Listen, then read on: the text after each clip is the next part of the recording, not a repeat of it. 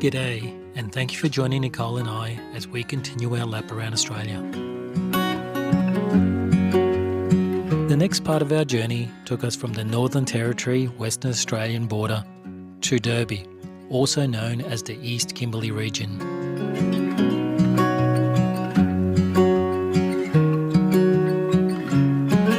Approaching the border checkpoint, it was a bit daunting. We disposed of everything we knew was not allowed into Western Australia. However, we had a few questions on unopened commercially packed lettuce and honey. The border ranger took those without question, requesting all lockers, drawers and fridge to be opened for inspection, including the shower cubicle. Inspection over, no fines luckily, just had to forfeit a few items and we were on our way to Kununurra. A quick stop in Kununurra to pick up fruit, vegetables and honey that we couldn't take across the border before heading to Lake Argyle. Lake Argyle Discovery Resort is perched high on the edge of the lake and only 1 kilometre from spectacular lookouts and the dam wall.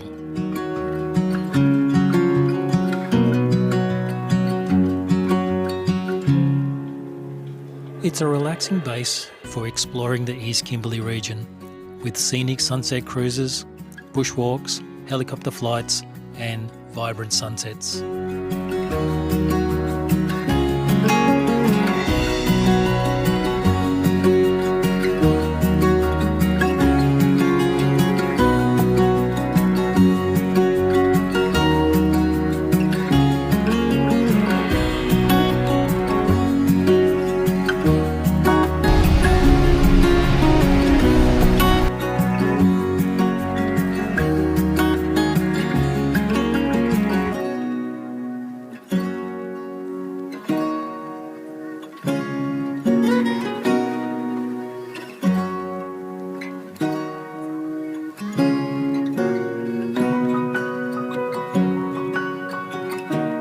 On our return from exploring the lookouts and dam wall, we enjoyed a cool dip in the 35-metre infinity pool that overlooks Australia's largest man-made lakes and rugged ranges.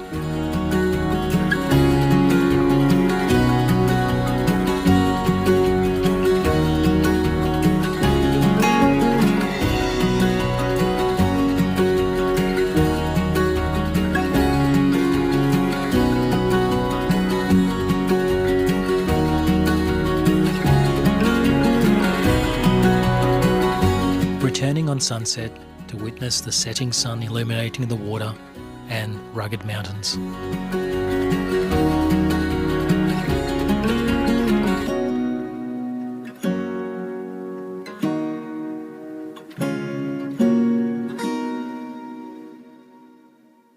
Some live music in the beer garden was a nice treat to finish the day. Hey, baby, there ain't no easy way out. Burn for you. What am I gonna do?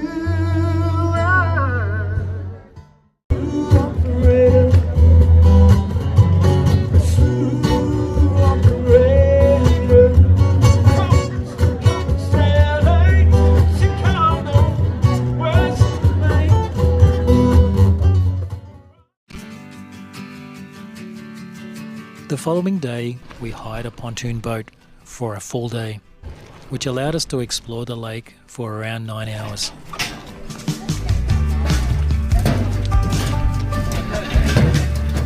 A quick safety chat and a few tips on where to find fish and crocodiles, and we were on our way. And we're off.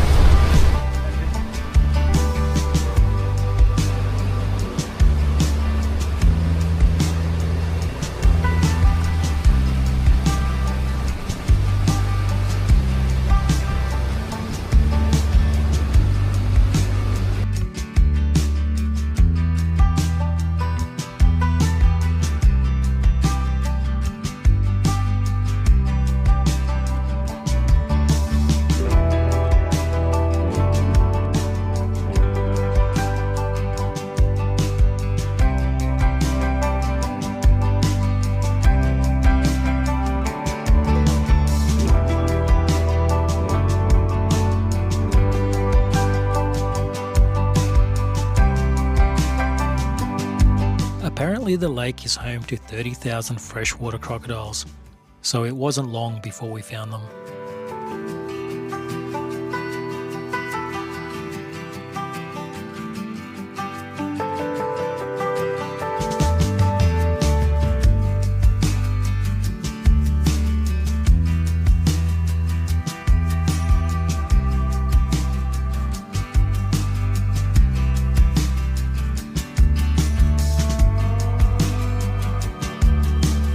Unlike saltwater crocodiles, the freshwater crocodiles prefer to avoid humans and will only attack if provoked. Many are brave enough to swim in the lake. We chose to go fishing instead.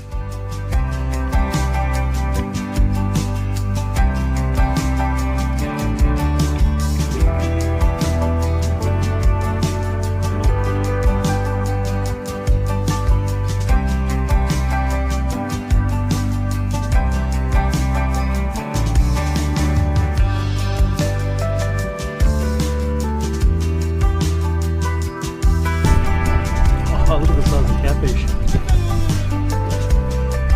I think it's fucked by it. Yeah.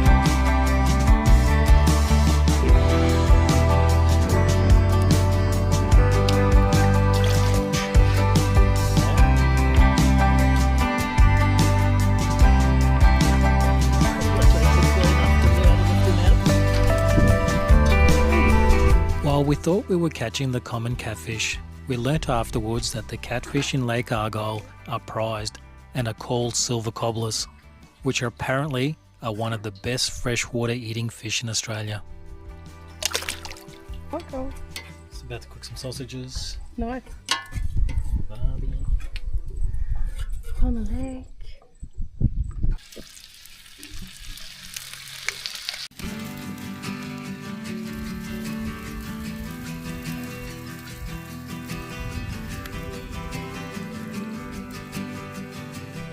She's on again. Still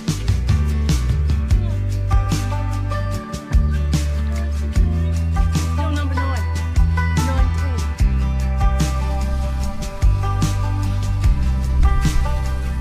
Oh, look.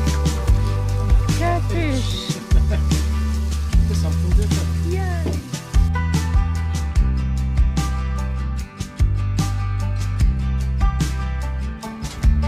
Ready?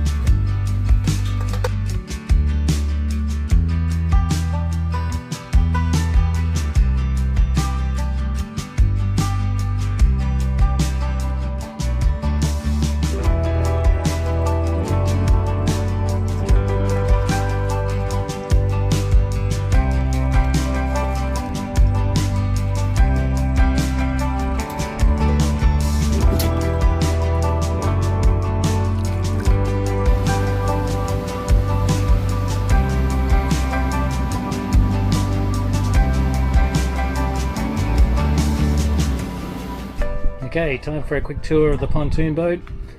So we got the front of the boat there, the cockpit, and we got all these little storage things down here.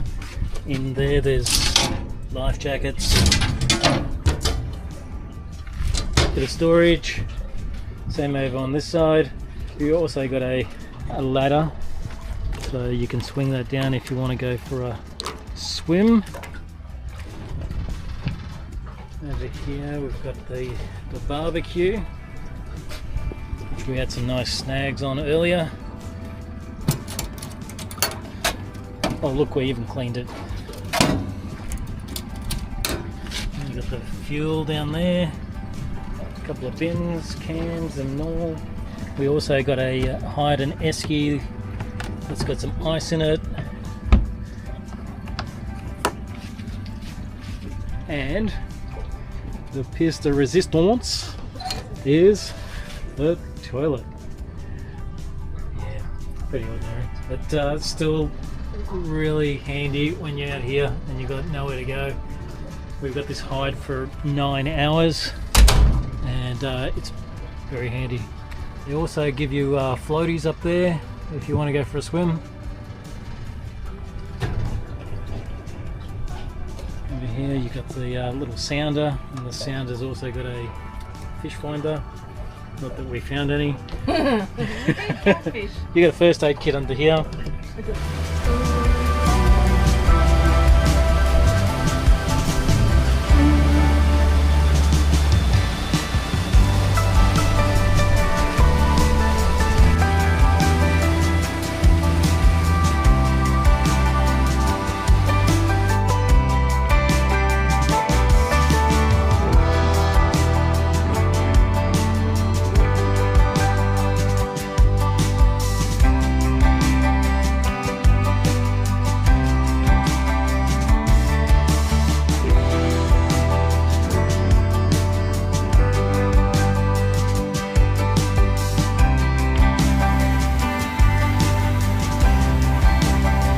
Many of the resort guests go on the sunset cruise.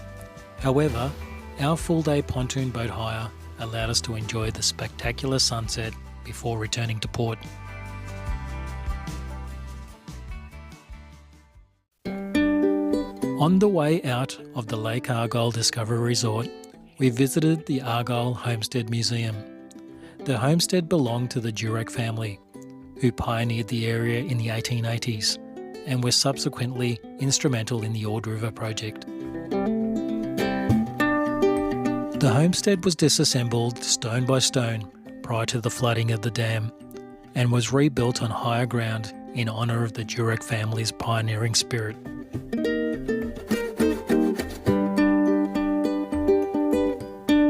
It houses lots of memorabilia of the Durack family and photos before the dams.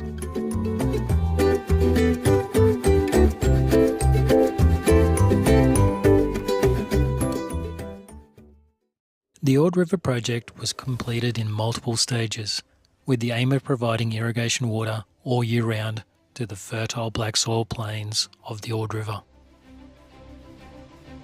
The formidable wet season flows of the Ord was reduced to a series of water holes in the dry season, making it unreliable for agriculture. The Ord River Diversion Dam was completed and the Ord Stage 1 was officially opened in 1963.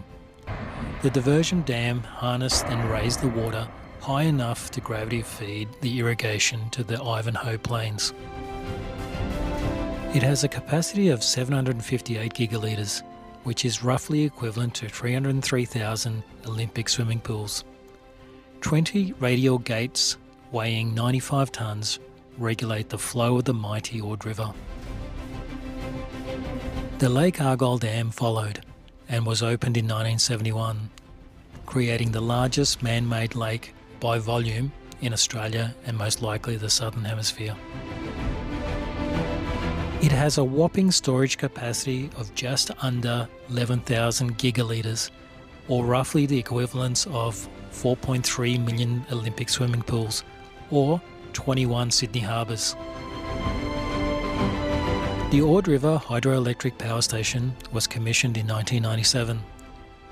The 30 megawatt hydroelectric plant produces 212 gigawatts annually to power the nearby towns of Kununurra and Wyndham, and the former Argyle diamond mine.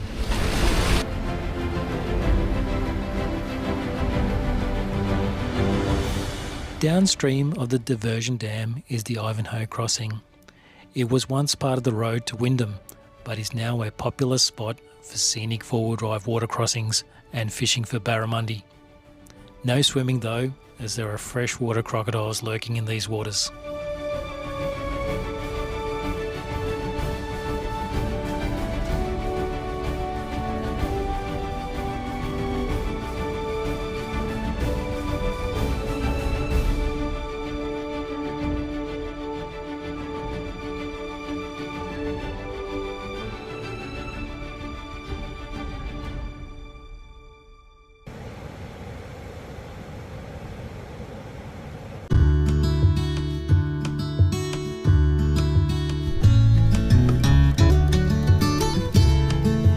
Wyndham is Western Australia's northernmost town, set where the five rivers meet the Cambridge Gulf.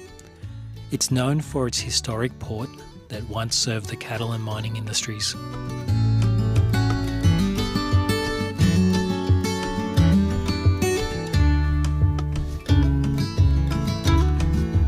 Daily tides rise and fall up to 8.3 metres, the third largest in the world, and has an average daily temperature of a balmy 36 degrees.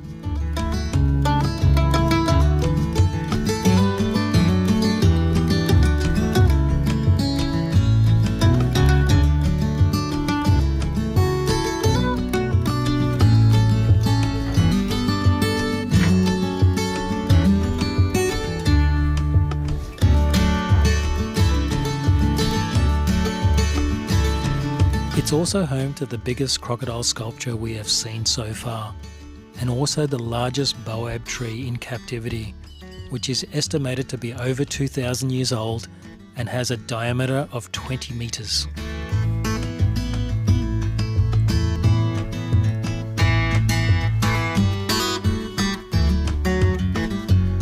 This enormous baobab is located in a quaint and friendly Wyndham caravan park, where the bar is self-serve and the payment is via an honesty box.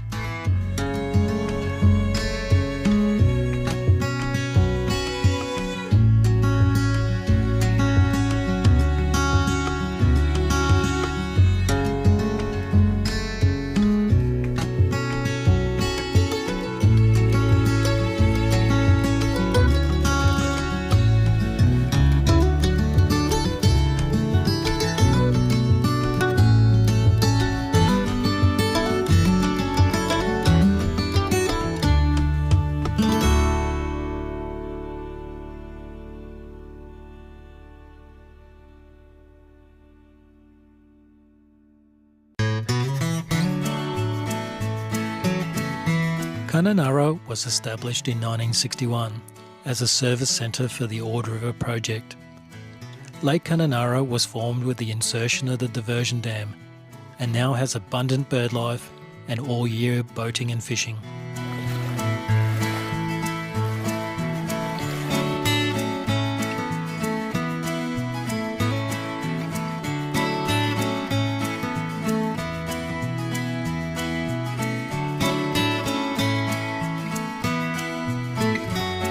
Before leaving the Kununurra region, we visited the Hoochery Distillery, the oldest continuing operating legal distillery in Western Australia.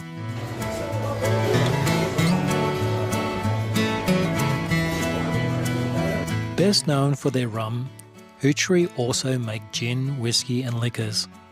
We grabbed a tasting palette to sample their flavours. The food was delicious also.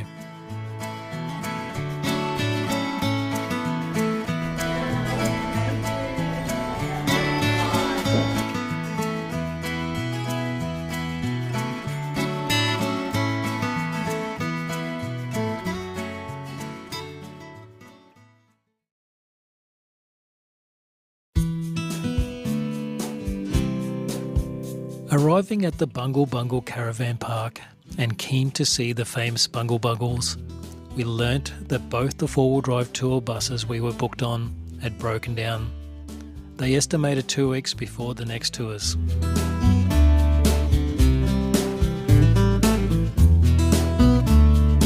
Bit disappointed, we cut our stay short and continued our journey west.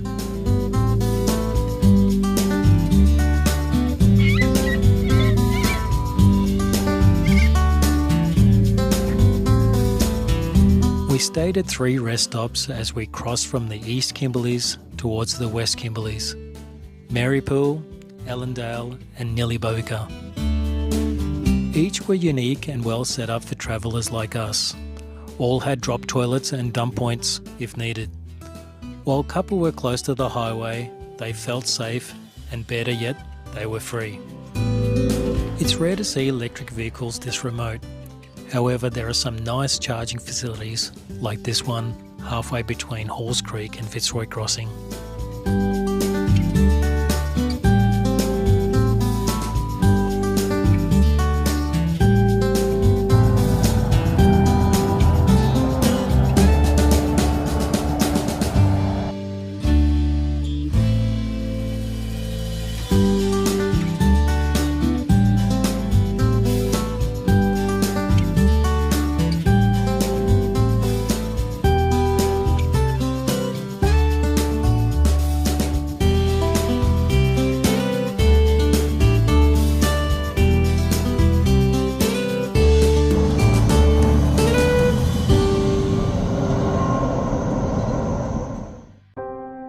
The Boa Prison Tree is located near Derby. Before Derby was established in 1883, Aboriginal people were kidnapped from the West Kimberley region to work in the pearling industry. The kidnappers were called blackbirders, and some held their chained captives in the Boa Prison Tree while they waited for a boat to arrive. Derby Jetty is one of the best places to witness Australia's greatest tidal variation, which can reach up to 11.8 metres.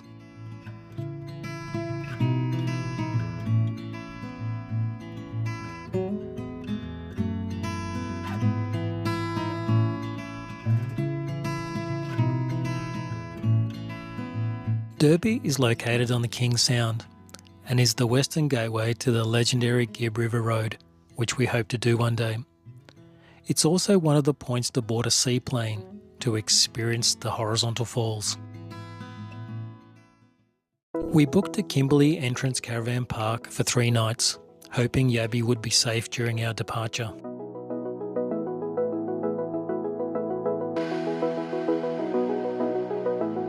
In the morning, we were picked up from the caravan park and taken to the Derby airport. Caravan amphibian aircraft, as these may be different from any aircraft that you've flown on before. The Cessna Caravan has 4 exits. A short safety briefing before meeting the pilot and boarding the seaplane. 10 minutes later, we were in the air and on the way to Talbot Bay. You're both in row 2 for me? Thank you.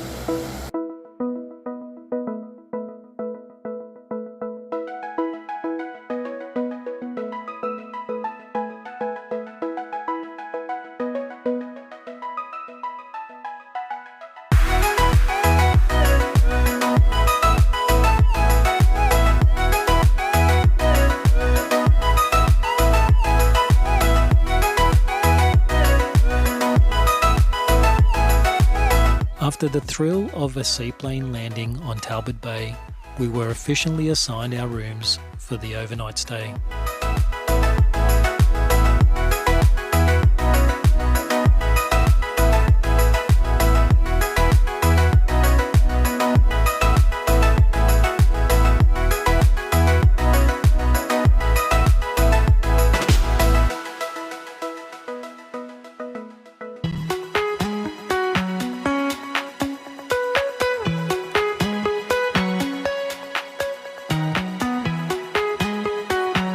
Within 30 minutes of landing, the powerboats were loaded and we were off to see the horizontal falls on the incoming tide.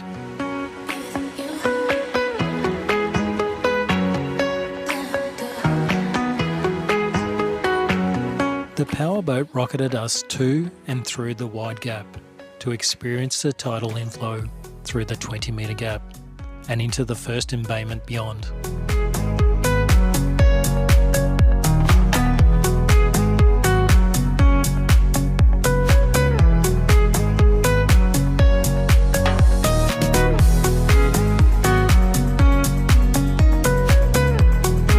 The incoming tidal flow through the narrow 10-metre gap was even more pronounced as the waters pushed into the second embayment beyond. The outflowing tide in the morning will reveal the horizontal falls phenomenon.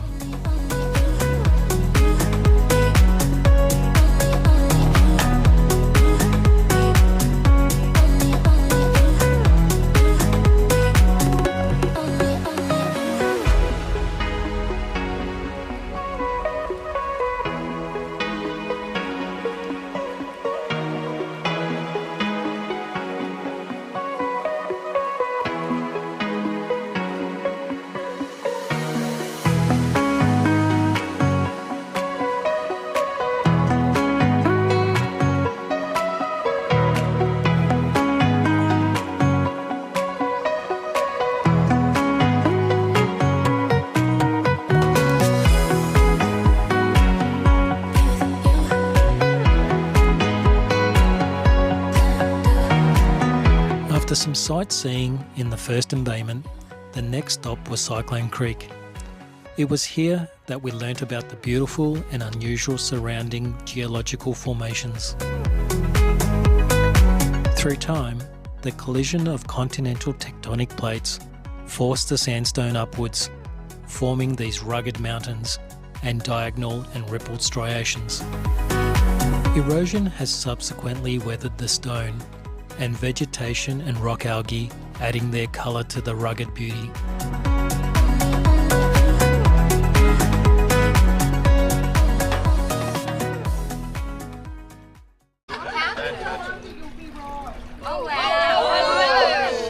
On return to the pontoon, we were enthralled by the up-close wild shark feeding. Folks, what we're looking at here are tawny nurse sharks, hoping we might get a few other species. Tawny nurse sharks, they're a carpet shark, so just like the carpet on the floor of your house, these guys live on the floor of the ocean.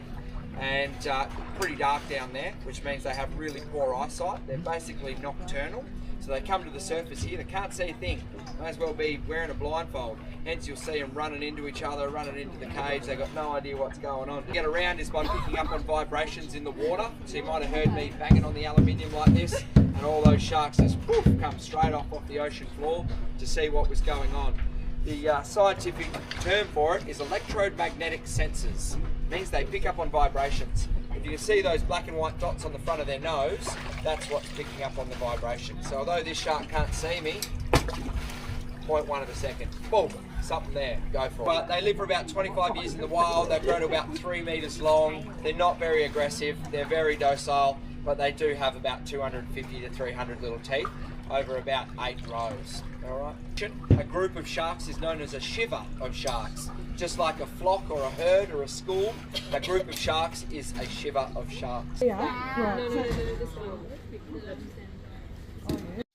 A quick freshen up before enjoying sunset drinks and nibbles. The grilled barramundi dinner topped off a wonderful day, and we were yet to see the horizontal falls in action.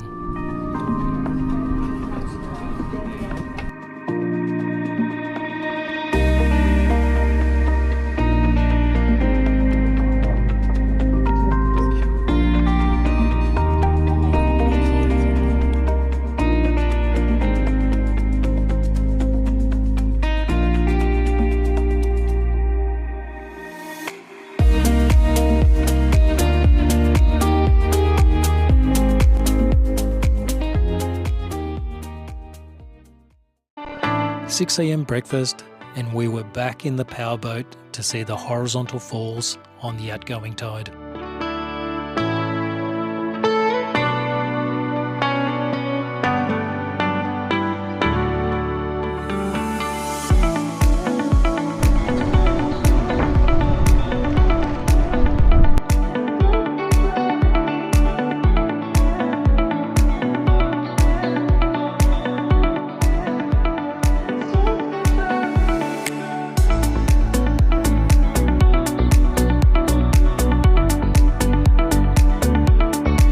After a few joyrides through the Wide Gap Rapids, the skipper skillfully positioned us at the mouth of the Wide Gap to experience the urgency of the water receding through the 20-metre gap and back into the ocean.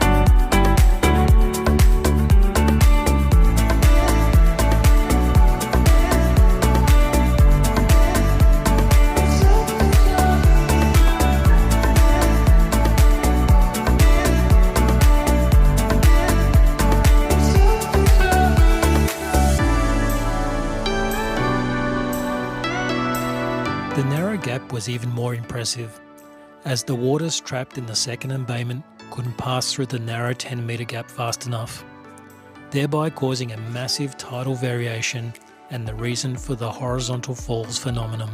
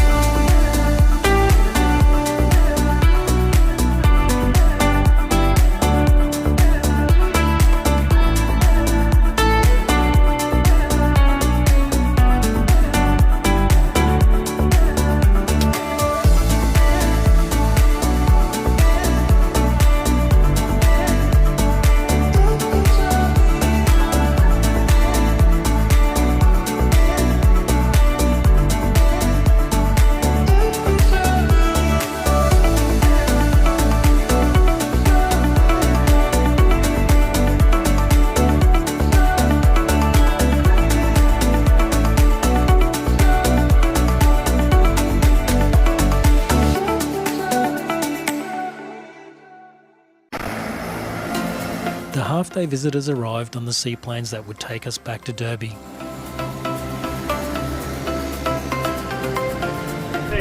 we are going to do a real good look at the falls on the way out of here today.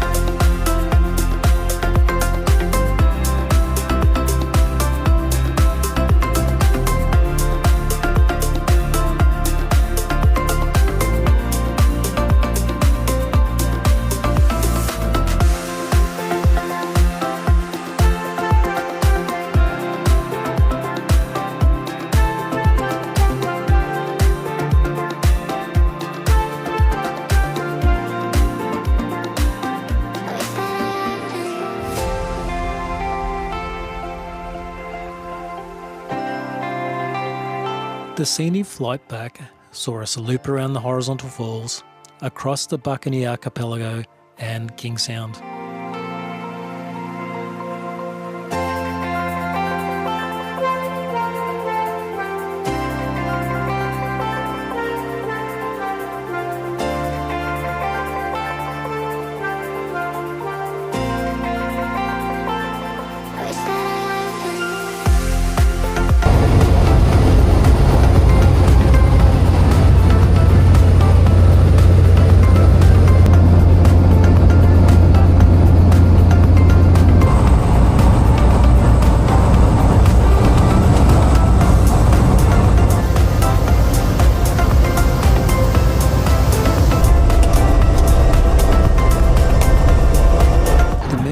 embedded on this adventure will definitely make the highlight reels of our Australian lap.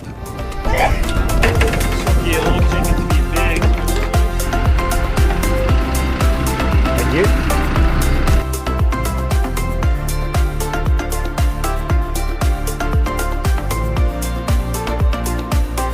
Join us on the next episode as we explore the West Kimberley region.